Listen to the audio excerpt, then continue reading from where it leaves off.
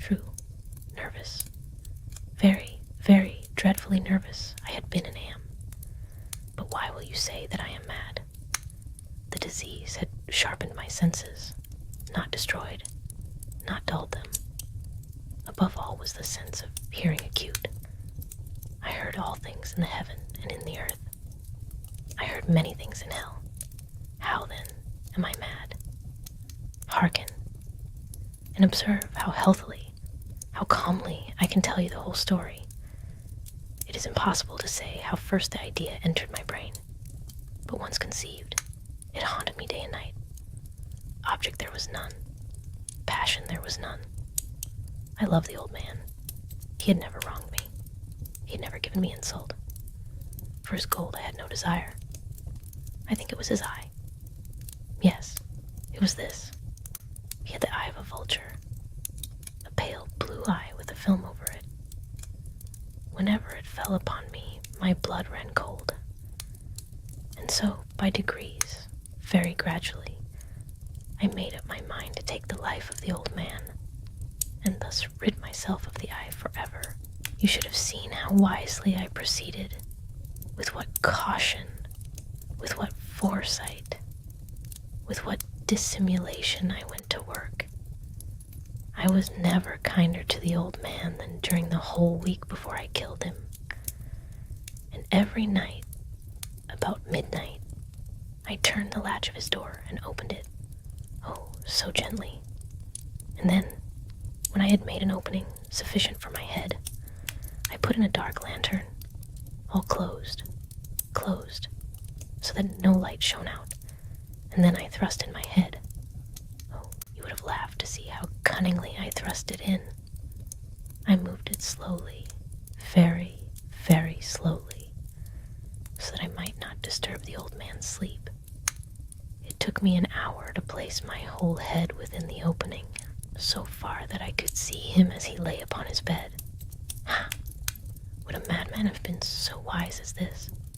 And then, when my head was well in the room, I undid the lantern cautiously. Oh, so cautiously, for the hinges creaked.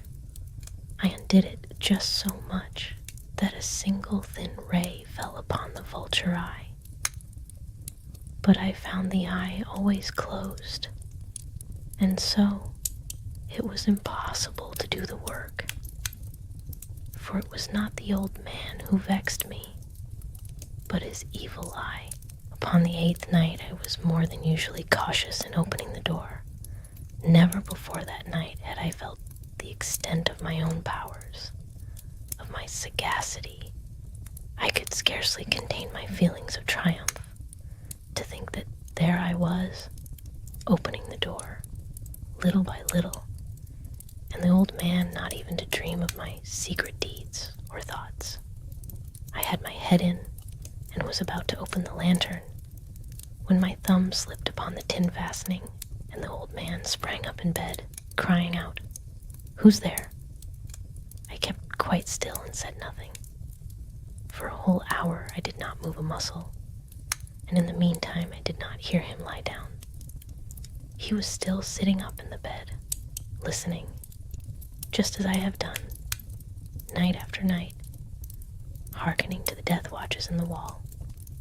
Presently I heard a slight groan, and I knew it was the groan of mortal terror. It was the low, dull, quick sound of a watch enveloped in cotton. The old man's terror must have been extreme. I knew that he had been lying awake ever since the first slight noise. His fears had been ever since growing upon him.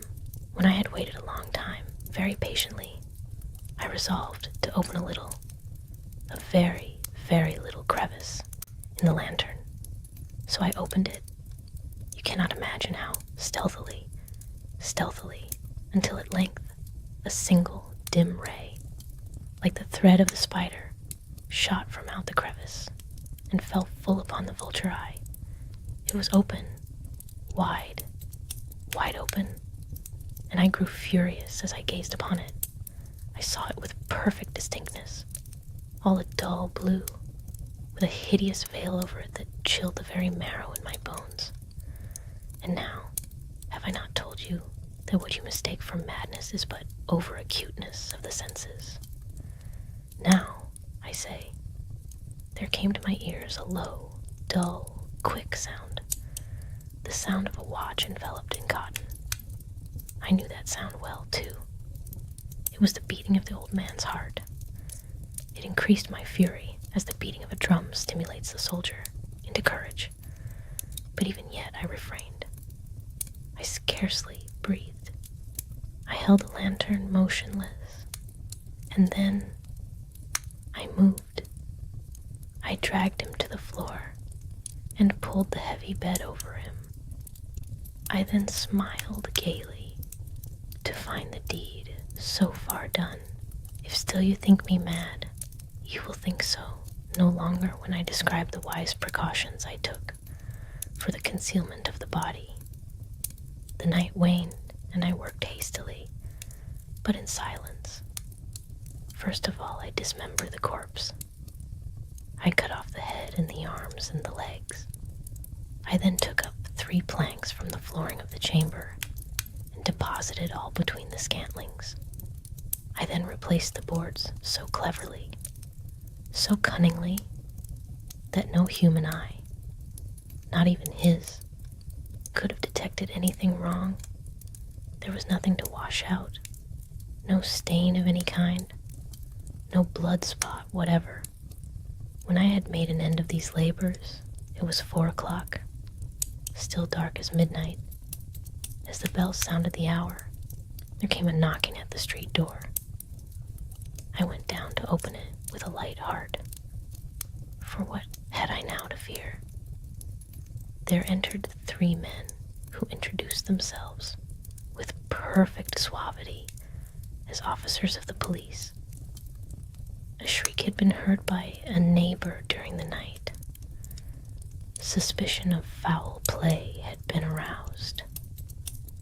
Information had been lodged at the police office, and they had been deputed to search the premises. I smiled, for what had I to fear? I bade the gentleman welcome. The shriek, I said, was my own in a dream. The old man, I mentioned, was absent in the country. I took my visitors all over the house. I led them at length to his chamber. I brought chairs into the room and desired them here to rest from their fatigues, while I myself, in the wild audacity of my perfect triumph, placed my own seat upon the very spot beneath which reposed the corpse of the victim. The officers were satisfied. My manner had convinced them, but ere long I felt myself getting pale and wished them gone. My head ached, and I fancied a ringing in my ears, but still they sat and still chatted. The ringing became more distinct. It continued and became more distinct, until at length I found that the noise was not within my ears. No doubt I now grew very pale, but I talked more fluently and with a heightened voice. Yet the sound increased, and what could I do? I arose and argued about trifles in a high key and with violent gesticulations. "Villains!" I shrieked. "Dissemble no more. I admit the deed. Tear up the planks. Here, here. It is the beating of his hideous heart.